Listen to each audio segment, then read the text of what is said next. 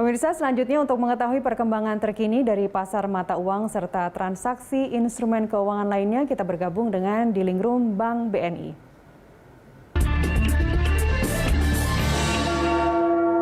Seperti apa pergerakan rupiah di awal pekan ini? Untuk membahas hal itu, kita telah terhubung bersama Treasury Research Analyst Bank BNI, Puguh Andik.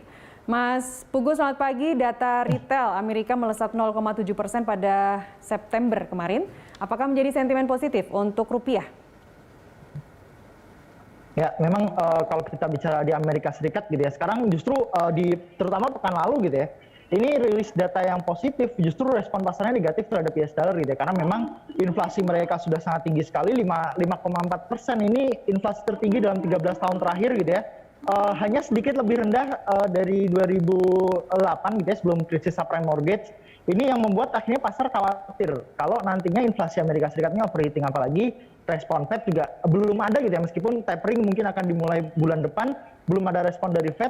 Ketika rilis data retail sales Amerika Serikat ini justru bagus gitu ya, bahkan CPI juga bagus gitu ya, ini yang membuat akhirnya pasar justru merespon hal tersebut negatif gitu ya, takutnya inflasi Amerika Serikat overheating, lalu ekonomi Amerika langsung turun gitu ya. Ini yang membuat akhirnya pasar khawatir dan justru melemahkan US dollar. Seperti itu. Oke, rupiah sendiri dibuka di level berapa? Menguat atau melemah?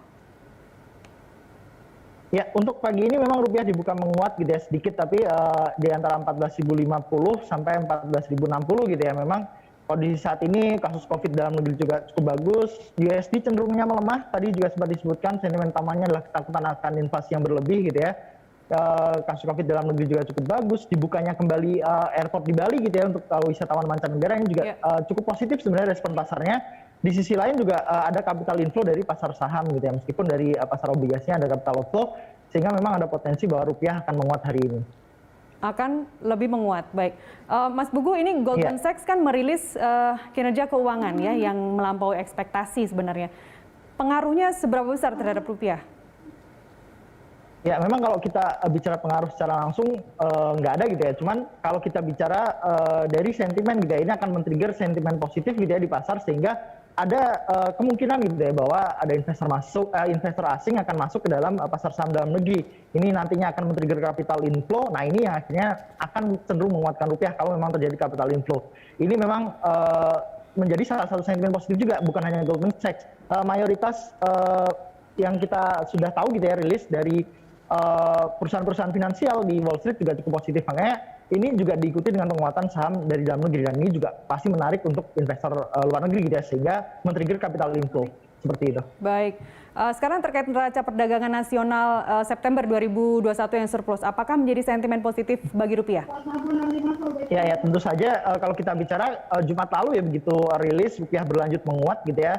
Memang data trade balance kita selain surplus ini juga di atas ekspektasi juga, dan ini trade balance kita sepanjang tahun 2021 ini surplus terus gitu ya, diikuti juga dengan kenaikan cadangan devisa tentu saja gitu ya. Ini juga yang akhirnya membuat rupiah menjadi sangat kuat gitu ya di Asia. Kalau kita bicara pekan lalu, ini juga menjadi salah satu sentimen yang positif juga, mungkin akan berlanjut hingga hari ini gitu ya impactnya, sehingga rupiah ada potensi untuk menguat meskipun cenderung terbatas. Baik, terkait dengan RDG Bank Indonesia yang berlangsung hari ini dan besok, prediksi Anda apakah BI akan kembali menahan suku bunga acuan? Ya, kalau masalah kita bicara suku bunga, kemungkinan besar BI akan menahan suku bunga gitu ya, karena memang no reason buat BI merubah polisinya sekarang gitu ya, turunkan suku bunga. Karena memang satu, dari dalam negeri inflasi belum mencapai target gitu ya, 3,91%. Ini akan membuat BI akan lebih memilih policy atau kebijakan moneter yang longgar gitu ya. Dan suku bunga saat ini 3,5%, ini cukup longgar, dan di sisi lain juga cukup menarik sebenarnya untuk investor luar negeri untuk masuk ke dalam negeri, sehingga kalau kita melihat suku bunganya saja, mungkin BI akan menahan suku bunga. Namun yang akan menjadi perhatian pasar adalah ekspektasi BI gitu ya, terkait ekonomi, kondisi ekonomi terakhir perkembangannya, dan mungkin ekspektasi tahun depan seperti apa kondisi ekonomi Indonesia, itu yang akan menjadi perhatian pelaku pasar. Baik, kalau suku bunga Anda prediksi BI akan tetap menahan ya? Ya. Baik, pergerakan pasar obligasi nasional, Mas Puguh, seperti apa? Ya, mungkin kalau kita bicara pasar obligasi ini masih akan sangat fluktuatif sekali. Di Amerika Serikat kita berkaca pada US Treasury juga sangat fluktuatif sekali gitu ya, karena memang satu sisi krisis energi gitu ya yang terjadi di Eropa, China, dan juga India mungkin yang paling besar gitu ya terdampak. Ini juga menaikkan harga komoditas gitu ya. Selain itu juga harga-harga logam, beberapa logam ini juga naik gitu ya. Ketakutan pasar adalah inflasi yang terlalu tinggi gitu ya. Dan ketika inflasi terlalu tinggi, otomatis kebijakan moneter juga akan merubah suku bunganya cenderung tinggi gitu ya, terutama untuk tahun depan gitu ya. Ini yang membuat akhirnya pasar obligasi akan cenderung volatile gitu ya, naik turun karena memang ekspektasi inflasi yang tinggi ini membuat pasar obligasi cenderung fragile gitu ya kalau kita bicara itu.